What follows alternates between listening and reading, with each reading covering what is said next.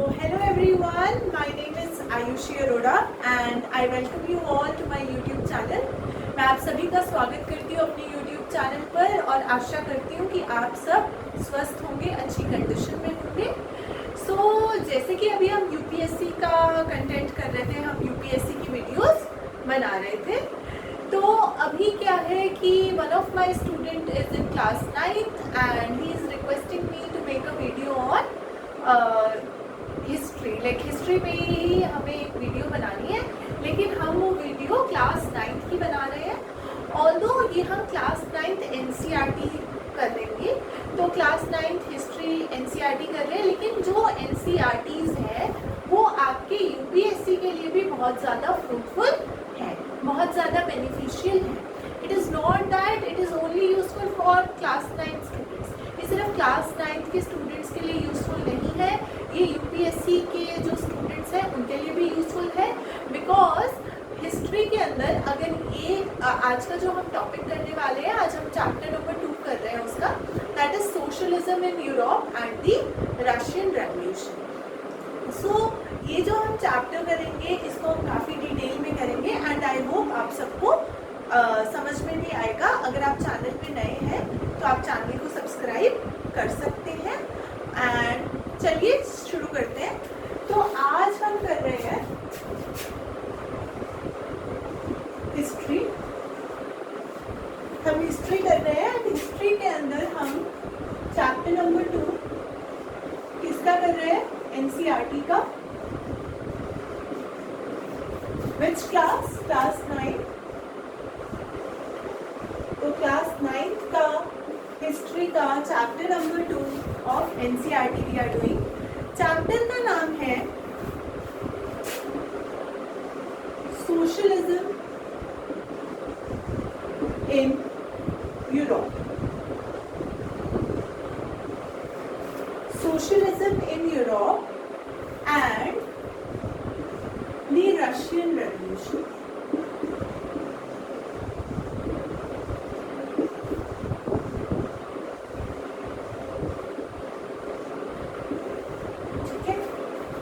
आपके चैप्टर का नाम है socialism in Europe and the Russian revolution. जब भी हम सोशलिज्म की बात करते हैं तो पहला जो चीज़ जो हमारे दिमाग में एकदम से स्ट्राइक होती है कि सोशलिज्म का मतलब क्या है।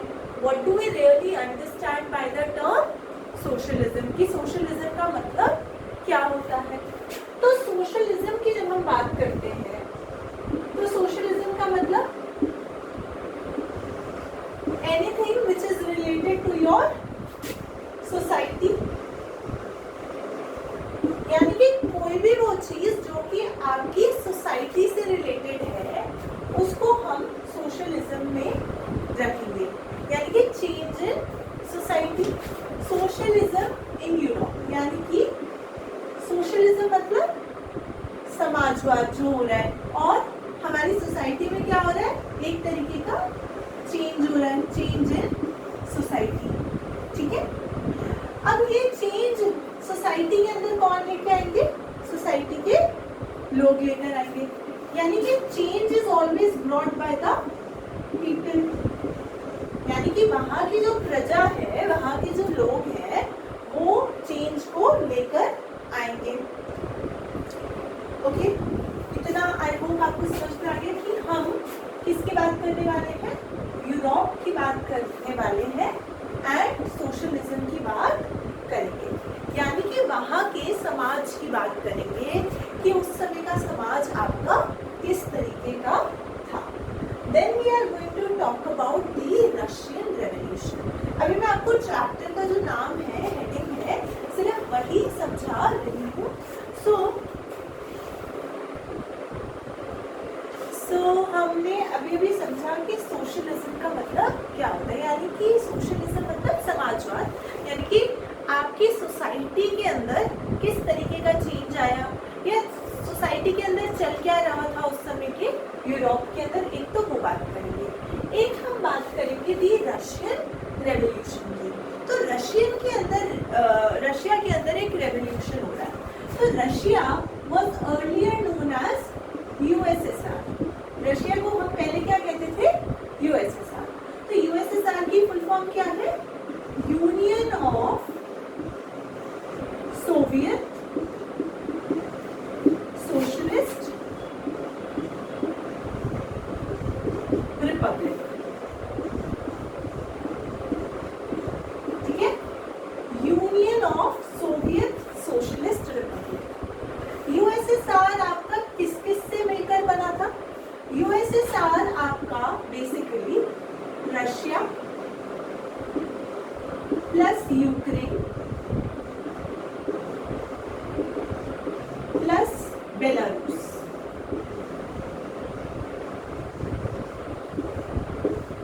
जो हम चैप्टर में पढ़ेंगे उस समय पर ये यूएसएसआर एक कंबाइंड फॉर्म में था।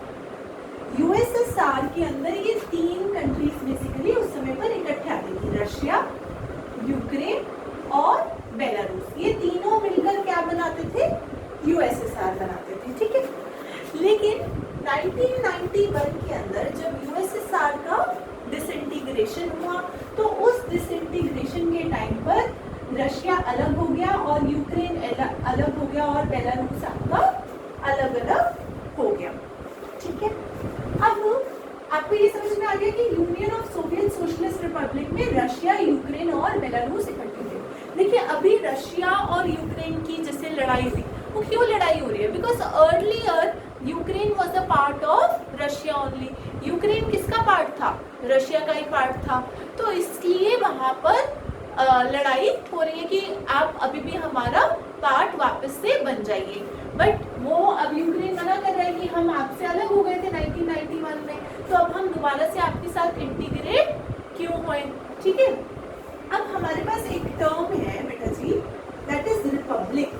सोशलिस्ट तो हमने समझ लिया, anything which is related to your society. कोई भी चीज अगर आपकी सोसाइटी से यानी कि आपके समाज से रिलेटेड है तो वो सोशलिस्ट या सोशलिज्म का पार्ट होगा।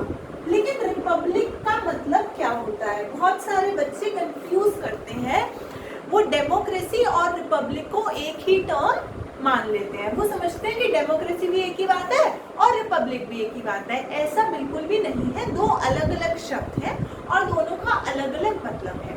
डेमोक्रेसी का मतलब होता है when people elect their own government. ठीक है, जिसके अंदर लोग अपनी खुद की सरकार चुनते हैं और कैसे, थ्रू इलेक्टेड रिप्रेजेंटेटिव्स, मतलब वो इलेक्शंस होते हैं, इलेक्शंस में पार्टिसिपेट होते हैं और उसके बाद में इलेक्ट करके लोग अपनी सरकार को चुनते हैं। Now there is another term which is republic. Republic का मतलब क्या होता है, रिपब्लिक का मतलब होता है no hereditary monarch. No hereditary monarch यानी कि हेरिडिटरी मतलब राजा का बेटा राजा नहीं बनेगा। रिपब्लिक वर्ड का मतलब क्या हो गया कि राजा का बेटा राजा नहीं बनेगा। नो हेरिडिटरी मोनार्क या फिर रूल, कोई भी हेरिडिटरी रूल नहीं होगा, चाहे राजा हो चाहे रानी हो, लेकिन कोई भी हेरिडिटरी ऐसा रूल नहीं आएगा। तो आपको वर्ड्स के मीनिंग क्लियर हो गए होंगे। Union of Soviet socialist Republic यानी कि उस समय पर जो सोवियत संगठन था उसका एक ये पूरा नाम था। तो उस समय पर हम वहां पे रशिया के अंदर क्या रेवोल्यूशन चला उसके बारे में पढ़ेंगे। अब रेवोल्यूशन का मतलब क्या होता है, रेवोल्यूशन का मतलब एक सॉर्ट ऑफ क्रांति, एक सॉर्ट ऑफ चेंज जो आया। तो रेवोल्यूशन का मतलब क्या है, एक चेंज। तो वो चेंज ऑब्वियसली जब हम चेंज की बात कर रहे हैं तो वो रेवोल्यूशन मतलब चेंज, और वो चेंज कौन लेके आएगा, वहां के लोग लेके आएंगे। Change is brought generally by the people of the country. तो वहां के लोग चेंज लेकर आएंगे, उसको हमने क्या बोला, रेवोल्यूशन बोला। आई होप आपको इतना समझ में आ गया। इसके बाद आगे हम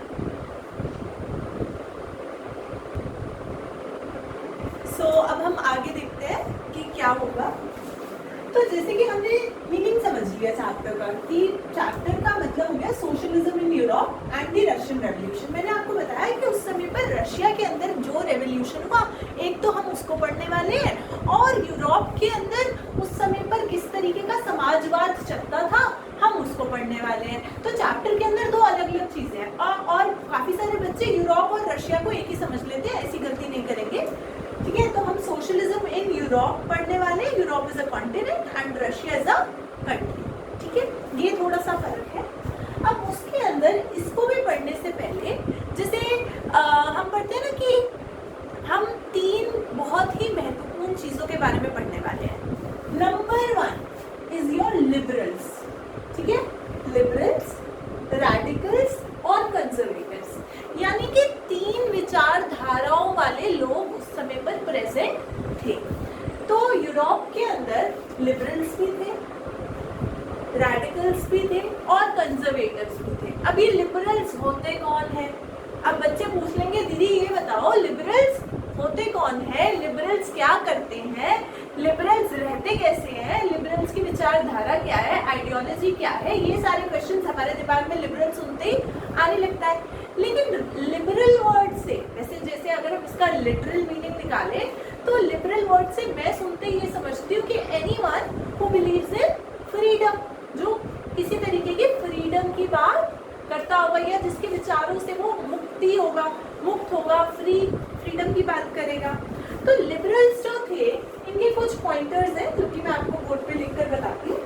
सबसे पहला लिबरल्स ने बात करी, number 1 they talked about religion. Religion में लिबरल्स ने बोला अगर आप लिबरल हो बाय रिलीजन तो लिबरल कैसे लोग होंगे कि all religions should be respected equally. तो यानी कि हर रिलीजन को all religions should be respected. सारे के सारे रिलीजन्स को क्या मिलनी चाहिए? रिस्पेक्ट मिलनी चाहिए, शुड बी रिस्पेक्टेड इक्वली। यानी कि अगर मैं इंडिया के कंटेक्स्ट में देखूं तो अगर हिंदू है तो उनको भी उतनी ही रिस्पेक्ट मिली जाए, मुस्लिम है तो उनको भी सेम रिस्पेक्ट, सिखिज्म है तो उधर भी सेम रिस्पेक्ट, क्रिश्चियनिटी है तो उधर भी सेम रिस्पेक्ट। तो यानी कि लिबरल्स वो लोग होंगे जो रिलीजन को, सभी धर्मों को, रिलीजन मतलब क्या, धर्म, तो सभी धर्मों को क्या मिलेगा? बराबर का सम्मान मिलेगा, बराबर की प्रतिष्ठा मिलेगी। तो ये पहली चीज हो गई। लेकिन हम बात कर रहे हैं यूरोप की। तो यूरोप के अंदर उस समय पर कौन सा रिलीजन फॉलो होता था? उस समय पर आपका था क्रिश्चियनिटी, ठीक है। उस समय पर कौन सा रिलीजन फॉलो होता था? क्रिश्चियनिटी। अब क्रिश्चियनिटी के अंदर भी आपका बाइफर्केशन है। क्रिश्चियनिटी के अंदर 2 तरीके से है, एक है आपके कैथोलिक्स और एक है आपके प्रोटेस्टेंट्स। अब देखिए कैथोलिक्स और प्रोटेस्टेंट्स में क्या अंतर है, क्या डिफरेंस है? कैथोलिक्स वो लोग हैं मतलब जो कि अपनी जिनकी चर्च है लेकिन वो थोड़े से क्या है, रूढ़िवादी विचारों के हैं, यानी कि थोड़े से ऑर्थोडॉक्स है नेचर में।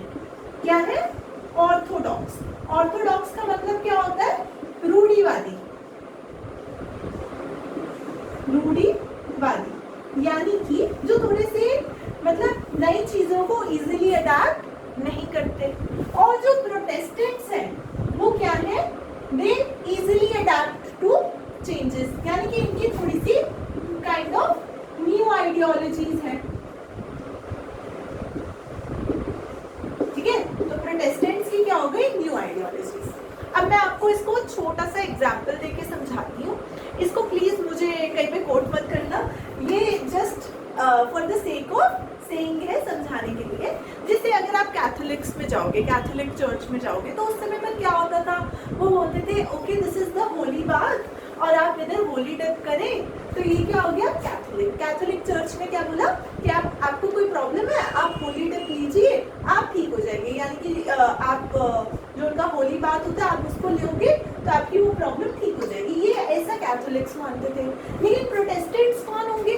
प्रोटेस्टेंट्स वो लोग होंगे, अरे नहीं भैया सिर्फ होली डे लेने से आप ठीक नहीं होंगे, ये तो एक सिंबल ऑफ बिलीफ है आपका, आपको तो प्रॉपर मेडिकेशन करना पड़ेगा, आप दवाई लेंगे आप तभी ठीक होंगे, सिर्फ होली डे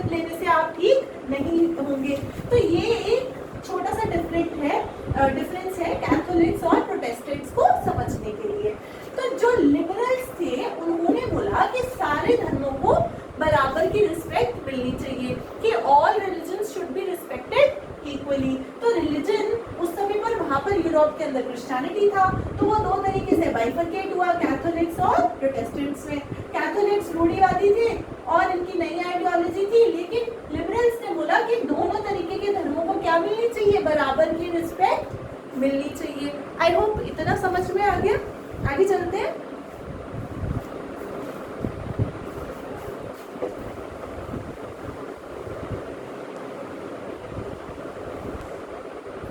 तो ठीक है, आगे शुरू करते हैं। लिबरल्स का आपको पहला रिलीजन वाला पॉइंट आई होप समझ में आ गया। दूसरा जो पॉइंट है, लिबरल्स ने बोला कि सभी धर्मों को बराबर रिस्पेक्ट मिलनी चाहिए। दूसरी चीज है, they opposed uncontrolled power of dynastic rulers. Liberals ने क्या किया, अपोज्ड अनकंट्रोल्ड पावर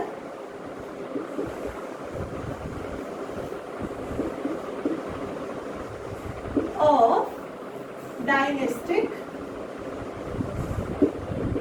रूलर्स। यानी कि लिबरल्स किस में बिलीव करते हैं, फ्रीडम में बिलीव करते हैं। जैसे कि मैं हमेशा अपना एक कोट लिखती हूँ कि आयुषी एकेडमी बिलीव्स इन लिबरेशन। लिबरेशन अगर होगा तो उसके ऊपर हम बिलीव करते हैं, ठीक है। तो लिबरेशन मतलब क्या, फ्रीडम में हम बिलीव करते हैं कि नॉलेज लीड्स टू लिबरेशन। ये वाला कोट मैं हमेशा अपनी हर यूट्यूब वीडियो के नीचे लिखती हूँ कि Ayushi academy believes in that knowledge leads to liberation. तो लिबरल्स भी क्या बिलीव करते हैं, लिबरल का मतलब क्या होता है, the one who believes in freedom. तो लिबरल्स का अगला पॉइंट है, सेकंड पॉइंट है इनका, कि they opposed uncontrolled power of dynastic rulers. यानी कि एक के बाद एक जो राजा का बेटा जो राजा बनता जा रहा है, उनकी जो डायनेस्टिक पावर है, जो डायनेस्टिक रूलर्स है, यानी कि एक के बाद एक डायनेस्टी के अंदर जो रूलर्स आ रहे हैं, लिबरल्स उन रूलर्स को अपोज करते हैं, ठीक है। And they believe in the safeguard. Safeguard का मतलब क्या होता है, बचाना किसी को। Safeguard the rights of an individual। यानी कि लिबरल्स वो लोग होते हैं जो कि डायनेस्टिक रूलर्स की जो अनकंट्रोल्ड पावर है, यानी कि जो तानाशाह वाली पावर है, उसको अपोज करते हैं। दूसरा, they safeguard the rights of the individuals. Individuals के जो राइट हैं उसकी सुरक्षा की बात करते हैं कि इंडिविजुअल्स के राइट्स को क्या मिलनी चाहिए, सुरक्षा मिलनी चाहिए। सेफगार्ड का मतलब क्या है, सुरक्षा, ठीक है। देन लिबरल्स जो है आपके, they believe in that there should be an elected, there should be an elected parliamentary government, elected parliamentary government होनी चाहिए और independent judiciary होनी चाहिए।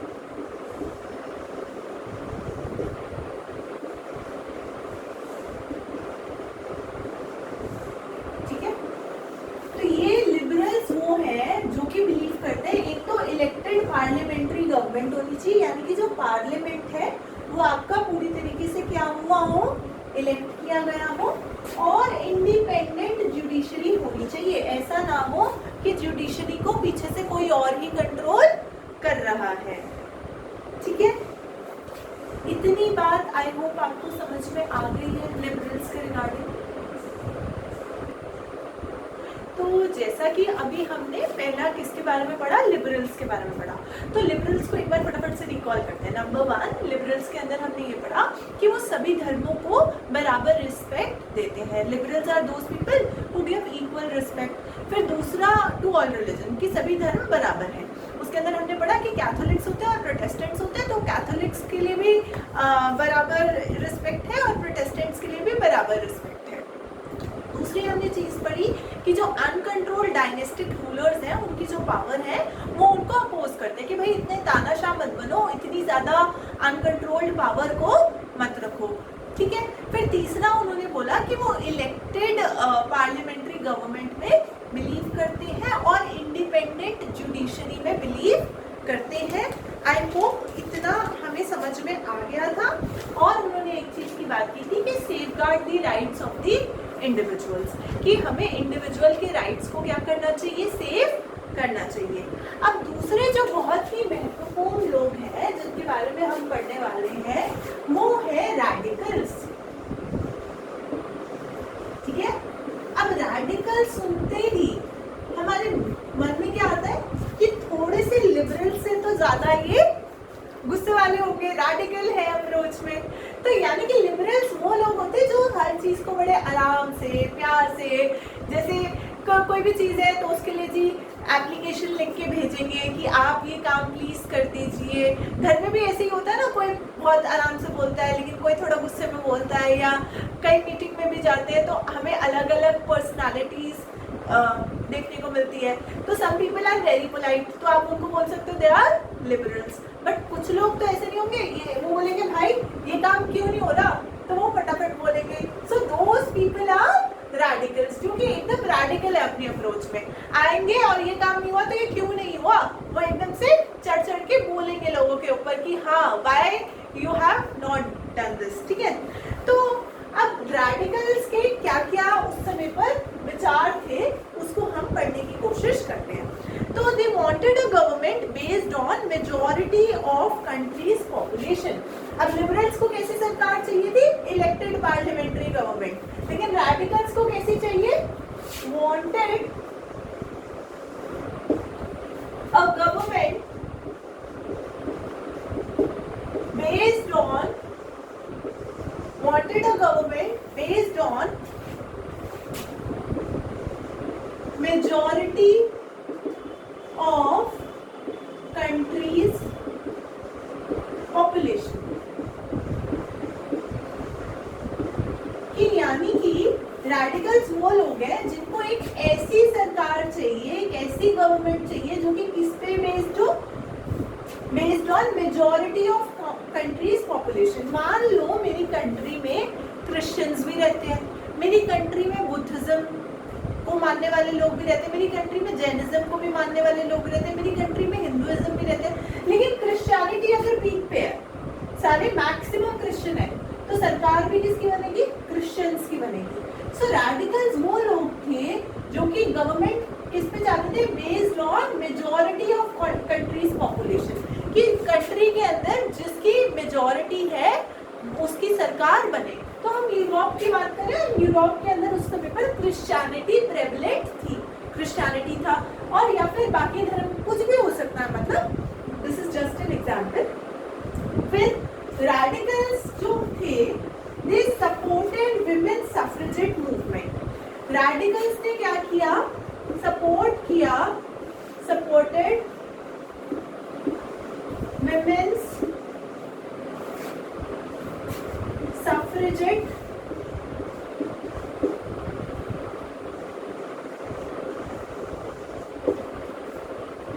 movement।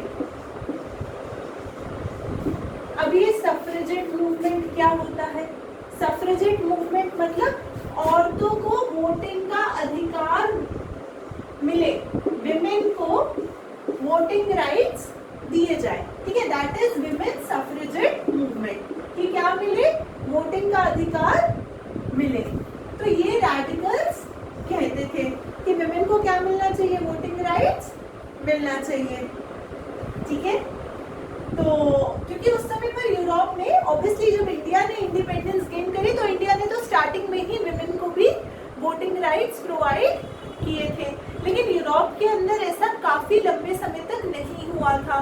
तो ऑब्वियसली जब हम सोशल चेंज की बात कर रहे हैं तो हम उसके अंदर ये तो बात करेंगे ही ना कि विमेन को वोटिंग राइट्स दिए जाने चाहिए। तो supported women suffragette movement, that is कि विमेन को वोटिंग राइट्स मिले। अगली चीज, oppose the privilege of land owners. इन्होंने क्या अपोज किया, opposed the privileges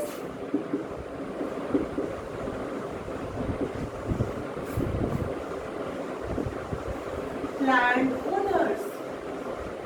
ठीक है, जितने भी लैंड ओनर्स थे उस समय पर यूरोप के अंदर, जैसे जो आपका नोबिलिटी था, जैसे कि हमने फ्रेंच रेवोल्यूशन जो इससे पहले वाला चैप्टर है उसमें हमने पढ़ा ही है, मतलब मैंने उसकी वीडियो नहीं डाली है ऑल्दो, बट हमें पता ही है कि उसके अंदर नोबिलिटी और क्लर्जी को ज़्यादा प्रिविलेजेस दिए गए थे, right.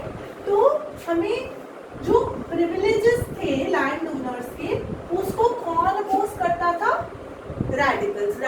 Radicals were the people who used to oppose those privileges. वो मना करते थे कि लैंड ओनर्स को इतने ज्यादा प्रिविलेज मत दो, कि भाई लैंड ओनर्स को क्या क्या प्रिविलेज थे कि उनको टैक्सेस नहीं पे करने, सिर्फ गरीब लोगों को टैक्सेस पे करने हैं, तो ऐसे तो हमारा इकोनॉमी ठीक से काम नहीं कर पाएगा।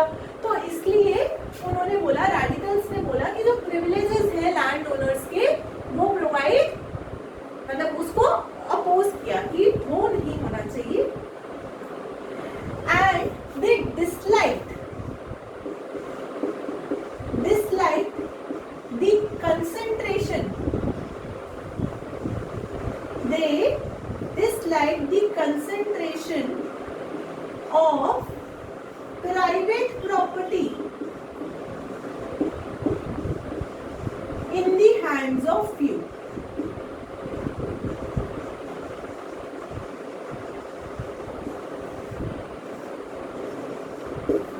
एक चीज जो कि रेडिकल्स को बिल्कुल भी अच्छी नहीं लगती थी वो ये था कि concentration of private property in the hands of few, कि सिर्फ कुछ ही लोगों के हाथ में प्राइवेट प्रॉपर्टी का अधिकार था। तो ये वाली बात रेडिकल्स को बिल्कुल भी अच्छी नहीं लगती थी। जब हम रशिया के बारे में पढ़ेंगे ना आगे, रशियन रेवोल्यूशन के अंदर, तब उसके अंदर प्राइवेट प्रॉपर्टी एक बहुत ही इम्पोर्टेंट चीज है। उधर मैं आपको काफी डिटेल में बताऊंगी कि रशिया के अंदर किस तरीके से प्राइवेट प्रॉपर्टी का कॉन्सेप्ट था ही नहीं, मतलब सब कुछ everything was government own, government के कंट्रोल में था। और लेकिन रेडिकल्स, ये यूरोप की बात हो रही है, यूरोप के अंदर यहाँ पर रेडिकल्स वो लोग थे जिनको प्राइवेट प्रॉपर्टी सिर्फ कुछ ही लोगों के हाथ में है, वो रेडिकल्स को बिल्कुल भी अच्छा नहीं लगता था। आई होप आपको इतना समझ में आ गया कि उनको एक ऐसी गवर्नमेंट चाहिए थी जो कि मेजॉरिटी ऑफ कंट्रीज पॉपुलेशन पे बेस्ड हो। उनको रेडिकल्स वो ऐसे लोग थे जिनको विमेन को वोटिंग राइट मिले, ऐसा उन्होंने कहा। रेडिकल्स वो लोग थे जिन्होंने अपोज किया, oppose the privileges of the land owners, के जितने भी जमींदार हैं जिनको ज्यादा प्रिविलेज दी गई है उसको उन्होंने अपोज किया। फिर अगली चीज, they dislike the concentration of private property in the hands of few, कि सिर्फ कुछ ही लोगों के पास में प्राइवेट प्रॉपर्टी है। तो ये सारी बातें रेडिकल्स कहते हैं। आई होप आपको रेडिकल्स क्या कहते हैं ये समझ में आ गया होगा। अब हम कंजर्वेटिव्स की तरफ मूव ऑन करते हैं। सो जैसा कि अभी हमने लिबरल्स के बारे में बात करी, हमने अभी रेडिकल्स के बारे में बात करी, अब हम तीसरा हम कंजर्वेटिव्स के बारे में बात करेंगे कि हु आर कंजर्वेटिव्स। कंजर्वेटिव्स कौन होते हैं? अब हम कहते हैं ना, हम किसी शादी में जाते हैं तो कुछ लोग होते हैं जो कि डांस स्टेज पे चढ़ते नहीं है, सिर्फ दूर से ऐसे खड़े होकर देखते रहते हैं। सो हम कहते हैं ये बड़े कंजर्व नेचर के हैं। कंजर्व नेचर के मतलब ज्यादा शर्म आ रही है उनको, वो स्टेज पे नहीं आ रहे, ठीक है।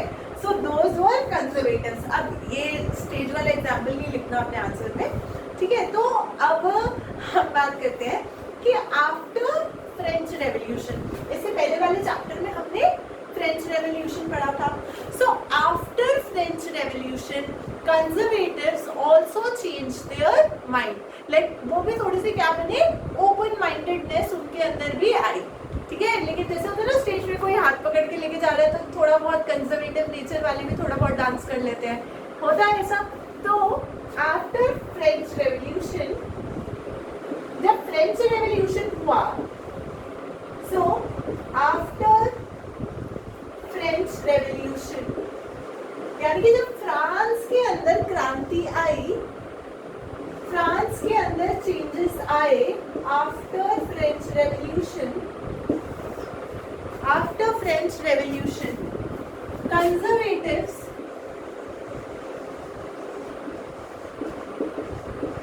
opened their mind for change.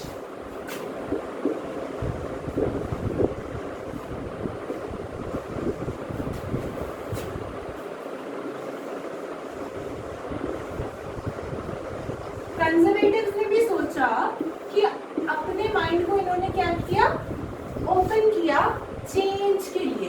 यानी कि फ्रेंच रेवोल्यूशन के अंदर जब फ्रांस के अंदर क्रांति आई तो कंजर्वेटिव्स ने भी सोचा कि क्यों ना हमारे यूरोप के अंदर भी क्रांति आए, थोड़ा थोड़ा चेंज आए। तो इन्होंने क्या किया, earlier in the 18th century, अगर कंजर्वेटिव्स की हम 18th सेंचुरी में बात करें, in the 18th century they used to oppose the idea of change. They used to oppose the idea of change. यानी कि 18वीं शताब्दी में 18th सेंचुरी में कंजर्वेटिव्स वो लोग थे जो कि अपोज करते थे चेंज को। ठीक है, यानी कि कोई चेंज हो रहा है, कोई किसी भी बात पे चेंज हो रहा है, विमेन को वोटिंग राइट मिल रहा है, कुछ भी मिल रहा है या कोई भी चीज हो रही है, तो वो डरते थे, घबराते थे चेंज से। लेकिन आफ्टर फ्रेंच रेवोल्यूशन कंजर्वेटिव्स के अंदर भी एक चेंज आया और उन्होंने अपने माइंड को ओपन किया टुवर्ड्स चेंज कि अब क्रांति आने की जरूरत है, अब रेवोल्यूशन लाने की जरूरत है। ठीक है, सो इन द 19th सेंचुरी, ये 18th सेंचुरी में अपोज करते थे, लेकिन इन द 19th सेंचुरी में कंजर्वेटिव्स ने बोला, conservatives they started believing that a change has to be brought, but to be brought at a very slow pace. इन्होंने बोला 19th सेंचुरी में कि change should come but at a slow pace, कि यानी कि change आना चाहिए पर धीरे धीरे आना चाहिए। और रेडिकल्स होते हैं इनकी जगह, तो वो क्या बोलते हैं, फटाफट से आना चाहिए चेंज। भाई अगर चाय मंगाइए तो 2 मिनट में चाय आ जानी चाहिए, वरना तो इतनी देर में रेडिकल्स तबाही मचा देंगे। लेकिन कंजर्वेटिव्स कहेंगे कोई बात नहीं, अगर आधा 1 घंटा लग भी गया तो भी कोई दिक्कत नहीं है। ठीक है, तो ये सिंपल सा एग्जाम्पल है कि कंजर्वेटिव्स कह रहे हैं कि चेंज तो आना चाहिए। अब थोड़ा थोड़ा चेंज हो गया इनका दिमाग, इन्होंने बोला चेंज आना अच्छी बात है,